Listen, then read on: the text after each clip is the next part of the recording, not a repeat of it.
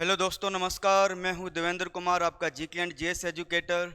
Educational platform science बाज पे आपका हार्दिक स्वागत है। हमारा टॉपिक चल रहा था क्लासिफिकेशन ऑफ ऑर्गेनिज्म। इसके लिए मैं एक बात आपको बता देता हूं, जो भी स्टूडेंट्स एकदम से बीच में इस वीडियो को आके देख रहे हैं, ये समझ में नहीं आएगा इतना। अगर आपको अच्छे से ये टॉपिक समझना है तो जो फर्स्ट वीडियो था इसका पार्ट 1 से, तभी से आप इसको समझना शुरू करें, तभी से आप इसे देखना शुरू करें, तभी आपको ये अच्छे से समझ में आ पाएगा। ठीक है। तो लास्ट वीडियो में हम बात कर रहे थे थेलोफाइटा की। प्लांटी किंगडम हमारा चल रहा था। R.H. विटेकर के 5 किंगडम थे, 5 जगत थे, जिसमें हम पढ़ रहे थे प्लांटी किंगडम यानी कि पादप जगत। और पादप जगत में भी हमने बात की थी थेलोफाइटा के बारे में। थेलोफाइटा के अंदर हम पढ़ रहे थे शैवाल यानी कि एल्गी। ठीक है। थेलोफाइटा क्या था वो सब हम पहले ही बात करके आ चुके हैं। शैवाल की बात कर रहे थे, एल्गी की बात कर रहे थे, काफ़ी सारी बातें हमने कर ली थी, कुछ बातें रह गई थी एल्गी की, तो वहीं से भी शुरू करते हैं। उसके बाद हम पढ़ेंगे ब्रायोफाइटा। ठीक है। तो ध्यान दीजिए, एल्गी के अंदर कुछ इंपॉर्टेंट एल्गी आपको याद रखने हैं, कुछ महत्वपूर्ण शैवाल आपको याद रखने हैं। ठीक है। कौन कौन से वो देखिएगा। सबसे पहले पूछा जाता है एग्जाम में कि सबसे छोटा एक कोशिकीय शैवाल कौन सा है, यानी कि स्मॉलेस्ट यूनिसेलुलर एल्गी कौन सा है, तो आप कह दोगे क्लाइडोमोनस। ये नाम बेटा आपको याद रख लेना है, क्लेमाइडोमोनस। इसके बाद में पूछा जाता है सबसे बड़ा एक कोशिकीय शैवाल, यानी कि एल्गी के अंदर लार्जेस्ट कौन सा यूनिसेलुलर, तब आपका आंसर हो जाएगा एसिटाबुलेरिया, जो कि लार्जेस्ट यूनिसेलुलर ऑर्गेनिज्म भी है। यानी कि चाहे तो आपसे वो ये पूछ ले कि सबसे बड़ा एक कोशिकीय जीव कौन सा है, लार्जेस्ट यूनिसेलुलर ऑर्गेनिज्म कौन सा है, तब भी आंसर आप क्या दोगे, एसिटाबुलेरिया दोगे।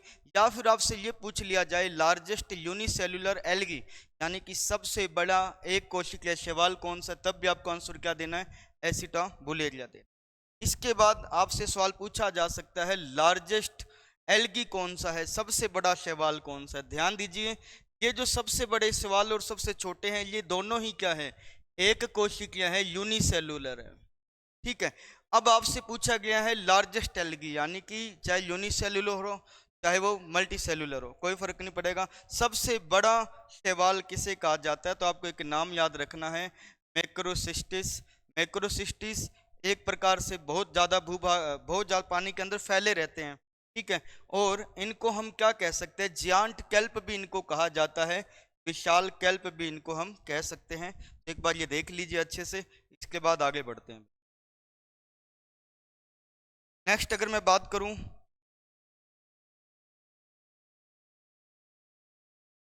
हाँ भाई, और पूछा जाता है कि वो कौन सी शैवाल है जिसको हम समुद्री सलाद के नाम से जानते हैं, सी लेटस के नाम से जानते हैं, तो आपको नाम याद रखना है अल्वा शैवाल, अल्वा एल्गी। इसके बाद में पूछा जाता है कि भाई मलेरिया का इरिडिकेशन करना है, मलेरिया को हमें दूर करना है, मलेरिया को नियंत्रित करना है, तो किस शैवाल का उपयोग किया जाता है। मोस्ट इंपॉर्टेंट क्वेश्चन है, ध्यान दीजिए। अगर हमें मलेरिया को कंट्रोल करना है तो हमें यूज़ करना पड़ेगा कारा एंड नाइटेला शैवाल। कारा एंड नाइटेला जो एल्गी है, ये क्या करती हैं, ये मच्छर के लार्वा को पनपने नहीं देती है पानी के अंदर, या इन शॉर्ट में बोलूं तो आप कह सकते हैं कि मच्छरों की जो आबादी है उनकी वृद्धि को रोकने, उनकी ग्रोथ को रोकने का काम करते हैं कौन, कारा एंड नाइटेला। तो इस तरीके से हम मलेरिया को कंट्रोल कर सकते हैं। मलेरिया को कंट्रोल करने के लिए और भी दो तरीके हैं। एक तो होती गैम्बूशिया फिश, गैम्बूशिया मछली आपने सुना होगा। ठीक है। वो मछली भी क्या करेगी, मच्छरों की जो ग्रोथ है, जो लार्वा है, इन लार्वा की ग्रोथ को रोकने का काम करेगी। ठीक है। तो एक तरीका ये था। दूसरा तरीका ये था कि आप पानी पर कैरोसिन का भी छिड़काव कर सकते हैं, उससे भी जो है मच्छर वहाँ टिक नहीं पाते। देखिए, पानी पर अगर कैरोसिन का छिड़काव अगर आप करते हो, क्या होगा, पानी का सरफेस टेंशन कम हो जाता है, पृष्ठ तनाव कम हो जाता है। इस वजह से जैसे ही मच्छर आएगा पानी पर, वो सोचेगा कि हाँ अब तो मैं बैठ जाऊंगा, इस पर वो बैठ ही नहीं पाएगा, पृष्ठ तनाव कम होने की वजह से पानी के सीधा अंदर चला जाएगा। ठीक है। तो 3 रास्ते हैं मलेरिया को कंट्रोल करने के, 3 मेथड हमारे पास हैं। एक तो है गैम्बूशिया फिश, सेकंड मैंने बताया कैरोसिन ऑयल। ठीक है। थर्ड हम देख सकते हैं कारा एंड नाइटेला एल्गी, कारा और नाइटेला शैवाल भी मलेरिया उन्मूलन के लिए काम आ सकते हैं। इसके बाद नेक्स्ट अगर मैं बात करूं, पूछा जाता है कि कैंसर ट्रीटमेंट के लिए, कैंसर के उपचार के लिए किस शैवाल का उपयोग किया जाता है, तो याद कीजिए क्लोरेला। क्लोरेला शैवाल मैंने आपको बताया था कल ही, हमने लास्ट वीडियो में हमने इसके बारे में बात की थी काफ़ी सारी बात। और जिसमें एक बात आपको ये भी याद रखनी है कि इसको कैंसर के ट्रीटमेंट के लिए यूज़ किया जाता है। इसके अलावा हमने क्या पढ़ा था, हमने कहा था रिचेस्ट सोर्स ऑफ प्रोटीन, यानी कि प्रोटीन का प्रचुरतम स्रोत किसे माना जाता है। तो एक नाम तो लिखवाया था क्लोरेला और एक नाम लिखवाया था मैंने स्पिरुलिना। दोनों ही एल्गी को प्रोटीन का प्रचुरतम स्रोत माना जाता है। ठीक है, तो ये आपको याद कर लेना। इसके अलावा एक और पूछा जाता है आपसे कि चाय का लाल कीट रोग किस शैवाल की वजह से होता है। Red rust of the tea plant, चाय का जो पौधा है उसमें लाल कीट रोग, red rust of the tea, लाल कीट रोग किसकी वजह से होगा। तो आप कह दोगे उस शैवाल का नाम क्या है, सिफेल्यूरस। ये नाम आपको याद कर लेना है सिफेल्यूरस का। ठीक है, तो ये थे कुछ छोटी छोटी बातें शैवाल के बारे में। इसके अलावा और भी काफ़ी सारी चीज़ें जो हमें पढ़नी है शैवाल में। ठीक है, तो चलते हैं आगे।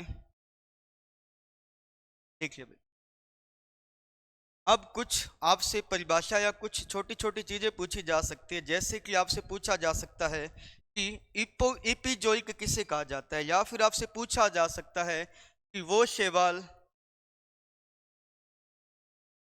शैवाल जो अन्य जंतुओं पर, देखिए कुछ शैवाल ऐसे होते हैं जो अदर एनिमल पर, अन्य जंतुओं पर विकसित होते हैं, वहीं ग्रोथ करते हैं, वहीं पर ही पड़े रहते हैं, जंतुओं के ऊपर ही हमेशा लगे रहते हैं। तो पूछा जाता है कि शैवाल जो अन्य जंतुओं पर विकसित होते हैं, शैवाल जो अन्य जंतुओं पर विकसित होते हैं, उन्हें क्या कहा जाता है। ठीक है, यानी कि पूछा जाता है algae which developed on algae which develop on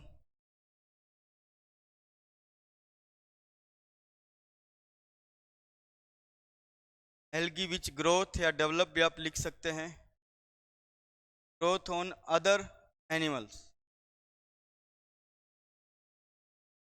यानी कि वो शैवाल जो अन्य जंतुओं पर आवास के लिए निर्भर रहते हैं, वहीं पड़े रहते हैं, उनको क्या कहा जाता है।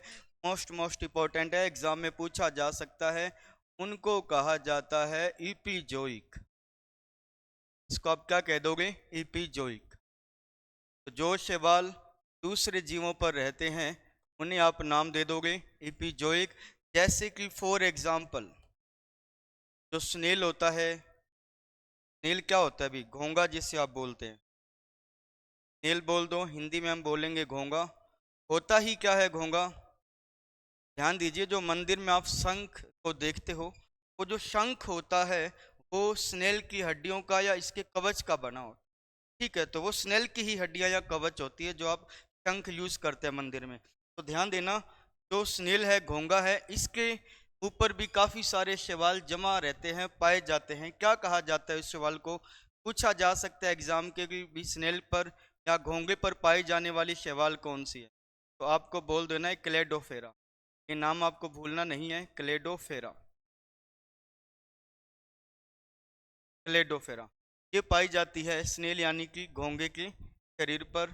ठीक है, इसके अलावा पूछा जाता है कि वो शैवाल क्या कहलाते हैं जो हमेशा बर्फ में ही उगते हैं, बर्फ में ही पड़े रहते हैं। ठीक है, तो ध्यान दीजिए, पूछा जाता है algae on ice. Algae on ice यानी कि बर्फ पर जो शैवाल पाए जाते हैं,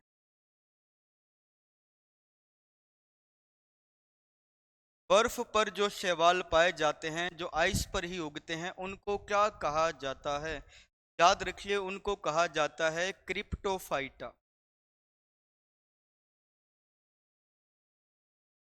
हम क्या कह देंगे, क्रिप्टोफाइटा। ये बेटा आपको याद रख लेना है, मोस्ट इंपॉर्टेंट है। किसी को कोई भी समस्या आए, कोई भी इशू आए पढ़ाई में, ठीक है, चाहे वो साइंस सब्जेक्ट हो, चाहे जीके के अदर सब्जेक्ट हो, या कोई भी, अगर आप स्ट्रेटेजी में ढंग से कर नहीं पा रहे अच्छे से, अगर आप मैच्योरिटी से हैंडल नहीं कर पा रहे हैं अपने एग्ज़ाम को, या टेंशन में चले जा रहे हैं, ठीक है, और टेंशन में चले जा रहे हैं, तो जैसा भी आपको कोई भी जो इशू आता है वो मुझे मैसेज करके ज़रूर बताएं। नीचे मैंने टेलीग्राम आईडी डिस्क्रिप्शन में लिखी हुई है, वहाँ पर आप मैसेज कर सकते हैं। ठीक है, तो आप मुझे समस्याएं जो भी आपकी हैं वो मुझे बताएं ज़रूर। ठीक है, क्योंकि सभी स्टूडेंट्स की समस्याएं लगभग एक जैसी होती, सभी को ये लगता है नहीं यार मेरी समस्या अलग है, मैं तो अलग प्राणी हूँ। अलग नहीं हो भैया, सब स्टूडेंट्स की प्रॉब्लम सेम होती है, तो उनका सोल्यूशन भी हम निकालेंगे। ठीक है, तो आपको जो भी प्रॉब्लम आती है पढ़ाई में वो मुझे ज़रूर बताएं। और उसके अलावा इस चैनल पर या इन वीडियो को देख करके आपको कैसा फील होता है, क्या महसूस करते हैं, वो भी आप मुझे ज़रूर देख करके बताएं। देखिए, एल्गी ऑन आइस यानी कि बर्फ पर जो उगने वाले शैवाल हैं, इनको आप क्या कह दोगे? इनको आप कह दोगे क्रिप्टोफाइटा। इसके अलावा पूछा जाता है एल्गी ऑन रॉक, यानी कि आपने देखा होगा चट्टानों पर भी शैवाल जो है ग्रोथ करते हैं। तो पूछा जाता है एल्गी ऑन रॉक यानी कि चट्टानों पर उगने वाले शैवाल जो हैं, मैं अधूरा लिख रहा हूँ, बोल पूरा रहा हूँ। ठीक है, चट्टानों पर उगने वाले जो शैवाल होते हैं इनको क्या कहा जाता है? तो याद रखिए, उनको कहा जाता है लिथोफाइटा। उनको आप क्या कह देंगे? लिथोफाइटा। बेटा जो लिथो शब्द है ये चट्टान से रिलेटेड है। लिथोफाइटा, जब आप हिस्ट्री पढ़ोगे तो मोनोलिथ की बात करोगे। मोनो यानी कि एक ही, लिथ यानी कि चट्टान। मोनोलिथ क्या होते हैं भी? जो एक ही चट्टान को काट कर बनाया गया मंदिर होता है। ठीक है, वैसे लिथो शब्द ध्यान रखना है चट्टान से रिलेटेड, तो हम कह देंगे लिथोफाइटा जो होते हैं, लिथोफाइटा चट्टान पर उगने वाले शैवाल कहलाते हैं लिथोफाइटा। ठीक है, तो ये हमें कुछ छोटी छोटी बातें याद रख लेनी है। इपिजोइक क्या होगा आपको याद रखना है। अन्य जंतुओं पर रहने वाले शैवाल होते हैं, जैसे कि स्नेल पर कौन रहता है? क्लेडोफोरा। उसके बाद पूछा गया कि जो बर्फ पर पाए जाते हैं शैवाल उनको क्या कहेंगे? आप कह दोगे क्रिप्टोफाइटा। और इसके बाद पूछा गया है कि भाई जो चट्टानों पर, रोक पर जो शैवाल विकसित होते हैं इन्हें हम क्या कहते हैं? तो आप कह दोगे, इन्हें आप कह दोगे लिथोफाइट। ठीक है, चलिए आगे चलते हैं, थोड़ी बात और करते हैं। ध्यान दीजिए, एक आपने नाम सुना होगा लाइकेन। पूछा जाता है, देखिए भाई होता क्या है, एक शब्द आता है लाइकेन, होता क्या है? आप याद रखोगे कि कवक यानी कि फंगस। फंगस के बारे में अगर आपको याद हो तो हमने कहा था कवक या फंगस क्या होते हैं? हेट्रोट्रोप्स होते हैं, विषमपोषी होते हैं। इनमें क्लोरोफिल नहीं पाया जाता, इनको भोजन के लिए दूसरे सजीवों पर निर्भर रहना पड़ता है। ठीक है, और हमने अभी बात की शैवाल के बारे में, तो शैवाल के बारे में हमने जान लिया है कि शैवालों के अंदर क्लोरोफिल या क्लोरोप्लास्ट पाया जाएगा, यानी कि हरित लवक या पर्णहरित पाया जाता है, और इस वजह से प्रकाश संश्लेषण के द्वारा शैवाल अपना भोजन खुद बना सकते हैं। ठीक है, तो शैवाल एक प्रकार से क्या हो गए? अभी शैवाल हो गए हैं ऑटोट्रोप। ठीक है, यानी कि ये ऑटोट्रोप्स है, ये हेटोट्रोप्स है, यानी कि ये विषम पोषी है, ये सॉरी ये विषम पोषी है और ये समपोषी है। तो ध्यान रखना अपने को। तो ध्यान दीजिए, ये दोनों एक साथ रहते, जब ये दोनों एक साथ रह करके एक दूसरे की नीड्स को, आवश्यकताओं को पूरा करते हुए जीवन बिताते हैं, तो इसको क्या कहा जाता है? इस प्रकार का रिलेशन क्या कहलाता है? इसको हम कहते हैं सिम्बोटिक रिलेशनशिप, यानी कि सहजीविता। तो ध्यान दीजिए, सबसे पहली बात, कवक, ध्यान दीजिए, कवक जो है वो विषम पोषी है, अपना भोजन खुद नहीं बना सकता है, इसलिए एल्गी क्या करता है? इसको भोजन प्रदान करता है, इसको भोजन प्रदान करता है, फूड प्रोवाइड करता है। ठीक है, बदले में एल्गी, बदले में ध्यान दीजिए, कवक जो है वो शैवाल को क्या देंगे? तो मैं इधर ही बना देता हूं एक प्रकार से, ध्यान रखना है तरीके से। कवक जो होते हैं शैवाल को एक सहारा प्रदान करते हैं, स्ट्रक्चर प्रदान करते हैं, एक संरचना प्रदान करते हैं, जिस पर ये एल्गी यानी कि शैवाल जो हैं टिके रहते हैं। तो आप कह दोगे एक तो ये स्ट्रक्चर प्रोवाइड करते हैं, या स्केलेटन भी आप लिख सकते हो। स्ट्रक्चर प्रोवाइड करते हैं यानी कि एक प्रकार से सहारा प्रदान करते हैं। ठीक है, स्ट्रक्चर यानी कि एक तो ढांचा या संरचना, मैं लिख देता हूँ, एक ढांचा प्रोवाइड करते हैं जिस पर एल्गी जो है टिके रहते हैं। प्लस क्या करेंगे, जो कवक होते हैं ये क्या करते हैं? पानी में से मिनरल्स को निकाल करके किसको दे देंगे? शैवाल को दे देते हैं। पानी में से खनिजों को निकाल करके किसको दे देते हैं? शैवालों को दे देते हैं। तो खनिज यानी कि हम कह देंगे क्या क्या प्रोवाइड करवाया जा रहा है? एक तो स्ट्रक्चर प्रोवाइड करवाया जा रहा है, प्लस एल्गी को वाटर प्रोवाइड करवाया जा रहा है, जल प्रोवाइड करवाया जा रहा है, प्लस साथ में आप कह दोगे खनिज यानी कि मिनरल्स प्रोवाइड करवाए जा रहे हैं, यानी कि खनिज प्रोवाइड करवाए जाते हैं। ध्यान दीजिए किस तरीके से ये दोनों एक दूसरे की आवश्यकताओं को पूरा कर रहे हैं। हम कह देंगे कवक अपना भोजन नहीं बना सकता था, इसको खाना किसने बना के दिया है? एल्गी ने बना के दिया है, शैवाल ने बना के दिया, ठीक है।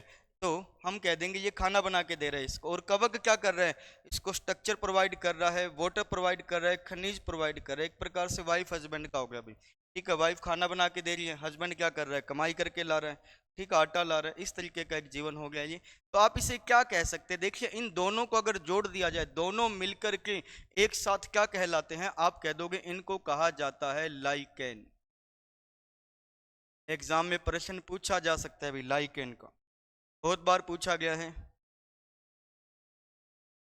लाइकेन का प्रश्न बहुत बार पूछा गया है एग्जाम के अंदर।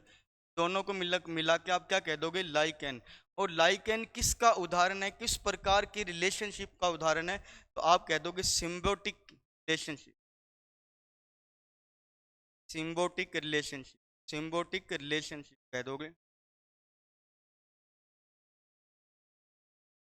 यानी कि आप कह दोगे सहजीविता का उदाहरण होते हैं लाइकेन, सहजीविता, क्या एक साथ जीना, एक दूसरे की आवश्यकताओं को पूरा करना, ठीक है। जैसे आपने सुना होगा पैरासाइट, पैरासाइट यानी कि जो दूसरों पर निर्भर रहते हैं, उसमें क्या होता है? एक का तो नुकसान होता है और एक का क्या होता है? फायदा। लेकिन ये जो वाला रिलेशनशिप है इसमें दोनों को ही एक दूसरे से लाभ हो रहा है, प्रॉफिट हो रहा है, ठीक है। दूसरी बात लाइकेन के लिए, एक प्रकार से ये पोल्यूशन इंडिकेटर भी है। ध्यान देना, ये क्या है? पोल्यूशन इंडिकेटर, प्रदूषण संकेतन का भी काम करते हैं। कैसे भाई? ध्यान दीजिए, अगर पोल्यूशन होगा, अगर प्रदूषण होगा, पोल्यूशन होगा, तो ये लाइकेन उतना डेवलप नहीं हो पाते, लाइकेन की संख्या कम होती जाती है। ध्यान देना, पोल्यूशन होने का अर्थ क्या है? पोल्यूशन जितना ज़्यादा होगा, मिनरल्स आप उतना ही कम दे पाओगे शैवालों को, या फिर हम कह देंगे शैवाल उतना ही कम भोजन बना पाएंगे। तो आप कह दोगे कि प्रदूषण बढ़ने का संकेत किससे मिलता है? अब कैसे पता लगेगा अभी पोल्यूशन बढ़ गया है? तो आप कह दोगे अगर लाइकेन की संख्या में, इनकी आबादी में अगर कमी आने लगती है तो हम समझ जाते हैं कि पोल्यूशन जो है बढ़ता चला जा रहा है। एक बार देख लीजिए, फिर आगे बढ़ते हैं।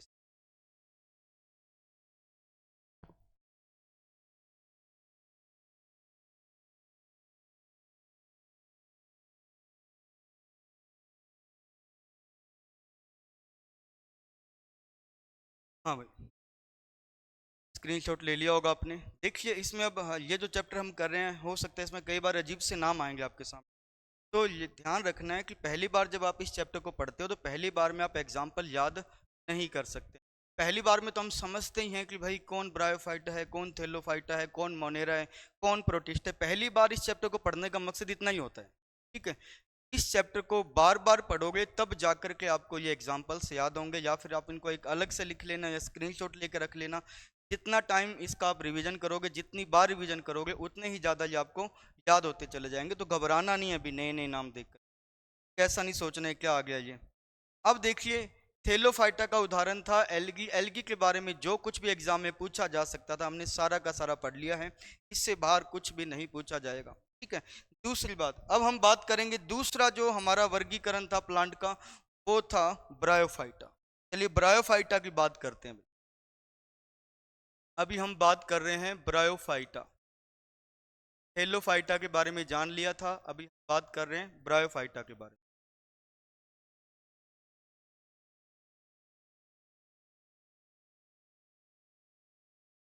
ब्रायोफाइटा के लिए भी कैसा प्लांट है? देखिए प्लांट होने के लिए हमने कहा था यूकेरियोटिक ऑर्गेनिज्म होते हैं प्लांट, यूकेरियोटिक जीव होते हैं और बहुकोशिकीय होते हैं, मल्टी सेलुलर होते हैं। और हमने कहा था कि हरितलवक पाया जाता है, क्लोरोप्लास्ट प्रेजेंट होता है, और हमने कहा था सेल वॉल भी पाई जाती है, कोशिका भित्ति भी पाई जाती है, जो मुख्यतः किसकी बनी होती है? सेल्यूलोज की बनी होती है। ये कुछ बातें थी प्लांट के लिए। और इसके बाद हमने कहा प्लांट में भी ब्रायोफाइटा को आप कैसे डिफाइन करोगे? तो हम कह देंगे कि इनका पादप शरीर कैसा होता है? विभेदित पादप शरीर होता है।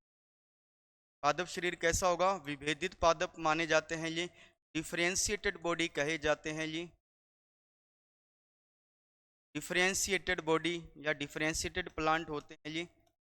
अब एक बात आपको काम की जो है वो ध्यान रखनी है। वैसे हमने कहा था कि कि विभेदित पादप शरीर कौन सा होगा जिसमें अलग अलग भाग पाए जाते हैं, अलग अलग अंग पाए जाते हैं। क्या हमने कहा था जड़ तना पत्ती पाए जाते हैं, वो विभेदित प्लांट होता है। ध्यान दीजिए, यहाँ विभेदित हम बोल रहे हैं, लेकिन आपको याद रखना है, स्टार लगा देता हूं मैं, इसमें वास्तविक जड़ तना पत्ती नहीं पाए जाते, इसमें आभासी जड़ तना पत्ती पाए जाते हैं। यानी कि ट्रू रूट, यानी कि हम कह देंगे true root leaf and stem नहीं पाए जाते, इसमें फॉल्स रूट पाए जाते हैं, फॉल्स लीफ पाई जाती है, फॉल्स स्टेम पाया जाता है। तो आपको इसमें याद रखना है, फॉल्स रूट, फॉल्स स्टेम हो जाएगा, और फॉल्स ही क्या हो जाएगी, लीफ हो जाएगी। या फिर आप कह सकते हो lack of real root, real stem and real leaf. इनकी क्या रहता है, वास्तविक जड़ तना पत्ती का इनमें अभाव देखने को मिलता है।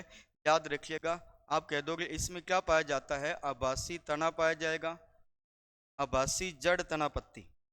तो ये आपको याद रखना है। देखिए डिफरेंशिएट तो होंगे ही होंगे, भेदित तो है ही है, क्योंकि अलग अलग भाग पाए जा रहे हैं, लेकिन ये एग्जैक्ट जो है जड़ तना पत्ती नहीं है, बस उसके जैसे दिखाई दे रहे हैं। तो हम कह देंगे आभासी जड़ तना, और क्या कह दोगे, पत्ती पाए जाते हैं। दूसरी बात जो हम जानते हैं ब्रायोफाइटा के बारे में, हमने कहा था कि ये नॉन कंडक्टिव प्लांट होते हैं, असेवनीय। ध्यान दीजिए, अभी हिंदी में क्या बोला था हमने, असेवनीय प्लांट होते हैं,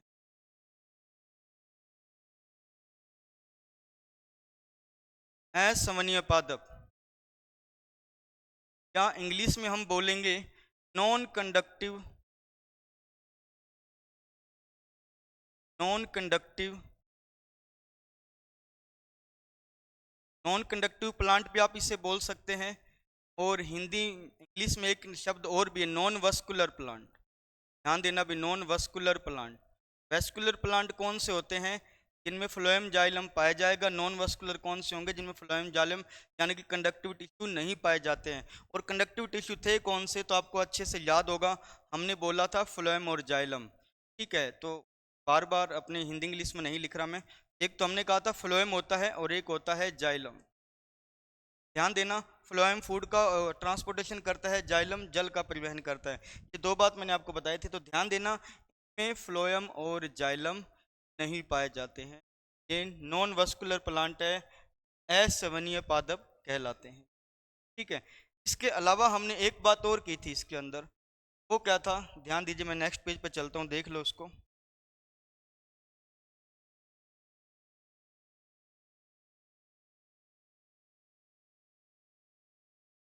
एक बात हमने और की थी, हमने कहा था कि जो ब्रायोफाइटा है इनको हम कहते हैं पादप जगत का उभयचर। ये बात हमने की थी, पर फिर बता देता हूँ, पादप जगत का उभयचर कहा जाता है इनको। थोड़ा सा इंट्रोडक्शन ले लेते हैं, फिर उदाहरणों की बात करेंगे। पादप जगत का उभयचर कहा जाता है, यानी कि amphibian of plant, amphibian of Plantae kingdom कहा जाता है। क्यों कहा जाता है, हमने कहा था कि भाई इनको जमीन भी चाहिए, स्थल भी चाहिए, लैंड भी चाहिए। ठीक है, हम कह देंगे इनको जमीन भी चाहिए, तो जमीन चाहिए और जल चाहिए, दोनों ही चाहिए होते हैं। तो क्यों चाहिए होते दोनों, देखिए, हम कह देंगे इनको इसलिए बोला गया क्योंकि लैंड क्यों चाहिए इन्हें, जमीन क्यों चाहिए, तो आप बोल दोगे जमीन इनको चाहिए आवास के लिए। कहाँ उगते हैं ये, उगते तो स्थल पर ही हैं, लेकिन जनन के लिए इनको जल की आवश्यकता होती है। जमीन पर उगेंगे, लैंड पर उगेंगे। ठीक है, तो ये क्यों चाहिए जमीन, आवास के लिए, हैबिटेंट के लिए। तो उगेंगे कहाँ भाई, जमीन पर ही उगते। लेकिन ध्यान देना, लेकिन वाटर क्यों चाहिए इनको, जल क्यों चाहिए, आप बोलोगे जल इनको चाहिए फॉर रिप्रोडक्शन, जनन के लिए, प्रजनन के लिए, या जनन के लिए जल की आवश्यकता क्यों होती है, जनन के लिए होती है, यानी कि फॉर रिप्रोडक्शन, फॉर रिप्रोडक्शन। ठीक है, तो ये था भी प्लांट जो है पादप जगत का उभयचर है। सॉरी, आपका जो ये ब्रायोफाइटा है ये पादप जगत का उभयचर क्यों है? क्योंकि हमने कहा दोनों की ही आवश्यकता इसको पड़ती है। जमीन की आवश्यकता क्यों पड़ती है ये मैंने बता दिया, और जल की आवश्यकता क्यों पड़ती है इस बात को भी हमने क्लियर कर दिया है। तो ये था इसका इंट्रोडक्शन। अब हम इसके देखने वाले हैं उदाहरण कौन कौन से। देखिएगा नेक्स्ट, 3 प्रकार के होंगे ब्रायोफाइट। ध्यान देना, ब्रायोफाइट जो है 3 प्रकार के होंगे। उदाहरण कौन कौन से? सबसे पहला प्रकार, एक नाम आता है मोस, ठीक है। एक नाम आता है लीवरवर्ट, एक नाम आता है मोस, एक नाम आता है लीवरवर्ट। क्या बहुत बार तो एग्जाम में यही पूछ लेंगे कि moss and liverwort are the examples of, ठीक है। मोस और लीवरवर्ट किसके उदाहरण है? ज्यादातर तो यही पूछ लेते हैं, फिर भी अपने आगे इनके और एग्जाम्पल अपने को याद कर लेने। क्या मोस हो गया है, एक हो गया है लीवरवर्ट, ठीक है। तीसरा उदाहरण है ब्रायोफाइटा में हॉर्नवर्ट, तीसरा उदाहरण है हॉर्नवर्ट।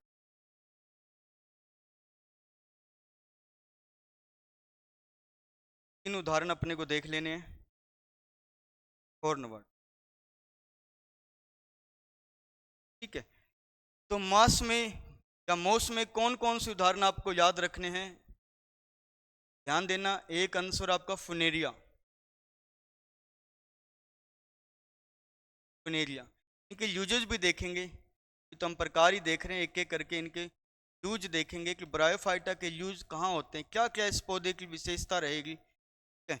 और इसके अलावा एक इसमें नाम आता है स्फेगनस, मोस्ट इंपॉर्टेंट है स्फेगनस, याद रख लेना स्फेगनस। स्फेगनस मास बोला जाता है इसको, काफ़ी अच्छी क्वालिटीज होती है इनके अंदर, क्यों कहाँ काम आता है आगे देखेंगे, ठीक है। इसके बाद अगर मैं बात करूँ लीवरवर्ट, लीवरवर्ट में भी 2 नाम आपको याद रखने हैं कि ब्रायोफाइटा में 3 कैटेगरी है, मोस है, लीवरवर्ट एंड हॉर्नवर्ट है। मोस में कौन कौन से ब्रायोफाइटा आते हैं? फुनेरिया आता है, स्फेगनस आता है, ये जय है भाई, स्फेगनस आता है। लीवरवर्ट में कौन कौन आता है? तो 2 नाम मैं आपको यहाँ बता देता हूँ लीवरवर्ट में। एक तो है मार्केंसिया,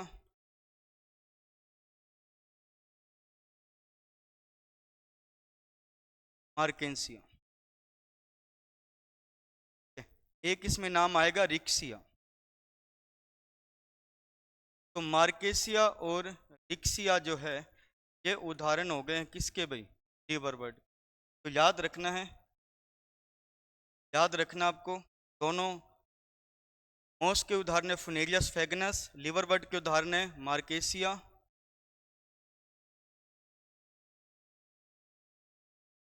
मार्केसिया और रिक्सिया, ठीक है। इसके बाद आता है हॉर्नवर्ट।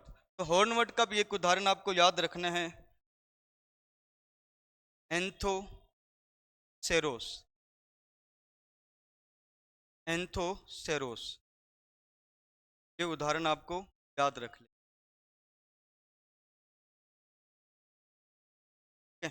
तो ये थे ब्रायोफाइटा के 3 प्रकार, और तीनों आपको अलग अलग उदाहरण के साथ भी मैंने बता दिया है। मोस में कौन कौन सा आएगा, लीवरवर्ट में कौन कौन सा ब्रायोफाइटा आएगा, एंड हॉर्नवर्ट में कौन कौन सा ब्रायोफाइटा आता है। इसके बाद पूछा जाता है कि सबसे बड़ा ब्रायोफाइटा कौन सा है, सबसे छोटा ब्रायोफाइटा कौन सा है, ये एग्जाम के अंदर पूछा जाता है। तो ध्यान रखिए भाई।